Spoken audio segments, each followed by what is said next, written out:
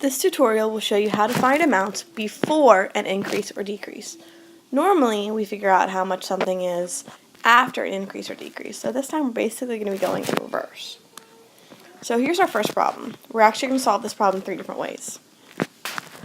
After a 20% discount, a shirt costs $13.60. How much did it cost before the discount? Notice how the key word is before. Now, we're going to start with fraction bar, because as usual, that's my favorite. I'll draw a rectangle. Now, because it's a 20% discount, that's 1/5. So I'm going to break it up into 5 parts. Now, because it's after a 20% discount, that means 20% was cut off. Now, we're going to do some labeling. I don't know what the original 100% is. So I'm going to put a question mark there. However, I do know that after 20% was taken off, I'm left with 80%, and that's $13.60. So now what I have is I have 4 parts that I need to break up. I take the $13.60 and break it up into the 4 parts. Now, I know that if I had 4 groups of 3, that's $12. So I'm almost there. So I'm going to put 3 in each one.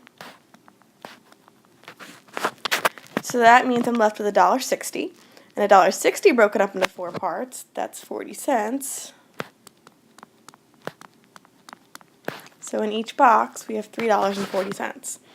So that means that the box that was cut off must also be $3.40. So all I really have to do is take the $13.60, add the $3.40 back on, and I'm left with $17. So my original 100% is now $17. So that's the answer.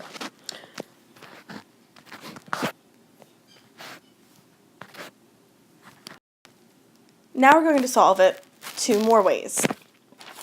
I'm going to do the exact same problem, but this time I'm going to use a ratio table.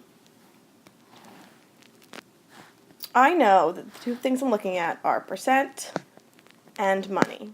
The same thing could work if it was measurements like centimeters or inches or anything at all, but for today we're sticking with money.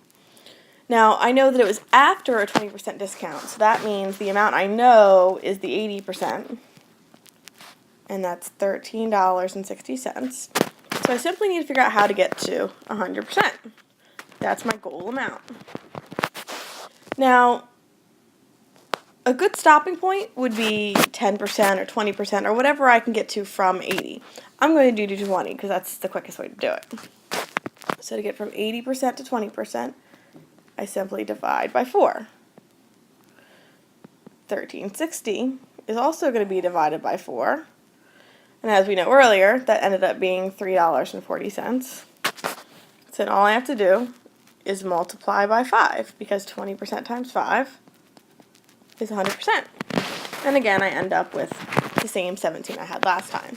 Same basic idea, but it's not quite as visual, and it's in a ratio table format instead of a picture. Another way we could solve this problem would be with a double number line. Very similar to a ratio table. Not exactly the same, but really close. I'm going to set it up so that I have my money on the top. So $0 is going to match up with 0%. I'm going to end up at 100%, but I don't know how much money matches up with it, so I'm going to leave that blank for right now. I do know 80% is $13.60. Now, unlike a ratio table, you really have to break it up appropriately so that it is the right size. So I'm going to break it up into 5 parts, because I know that 80% is 4/5, and then label the 4/5 or the 80% as $13.60. Now, just like last time, I want to work my way to something that will help me get to 100. I can't jump straight from 80 to 100. So I'm going to try to figure out what 20% is, which is basically what I did last time. I just divided it by 4, because 80% divided by 4 is 20%. I just don't show the arrows this method. And that's $3.40. Now, another way I could go at this point, if I didn't want to try to multiply by 5, I could just split it in half to find 10%. That's $1.70, because it's actually easier to take $1.70 and multiply that by 10 than it is to take 20%, which is the $3.40, and multiply that by 5. So $1.70 multiplied by 10 ends up being $17. So that's my answer. Again, we found 3 different ways now to get the exact same answer. So we're pretty sure that we're doing it right. This is a similar type of problem, but instead we're looking at a markup. So basically what happens is when you buy something from the store, that's not the price that the store paid for it. It's more than what the store paid for it because they want to be able to make a profit. So in a particular store, we have a jacket that costs $90 after a 50% markup. So I'm going to set up my lovely little fraction bar again. Now in this case, it's after a 50% markup. So that means that I took my 100%, which I don't know, and I added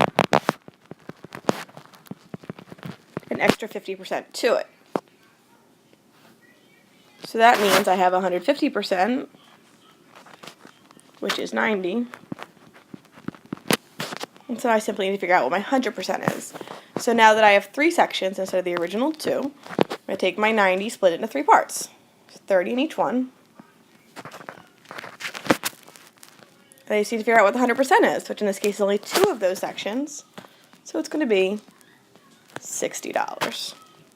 You can do the exact same thing with a ratio table, an upper number line, but the basic idea is that you need to make sure that you include labels. You know what percent is what you're looking for versus what you have. Just make sure that the answer makes sense in the end. So obviously if it's after a markup, the amount it started as should have been smaller, which in this case it is, because it's 60 versus 90.